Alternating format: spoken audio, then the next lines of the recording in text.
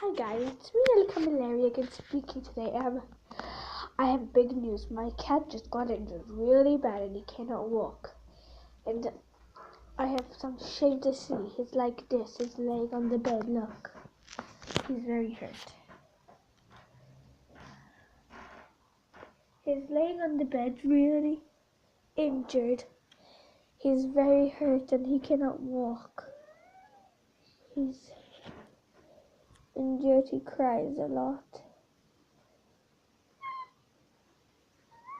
He's injured on his paw there. You see where that little line is there? It hurts a lot and he cannot actually walk. His leg on my bed's like he's ready to go. He's really hot. He has like a little fever. He's crying. You could hear him. You could hear him crying. He's really in pain. I don't know what to do. I hope to see you guys. If you don't forget, call me, but hesitate to be free of charge.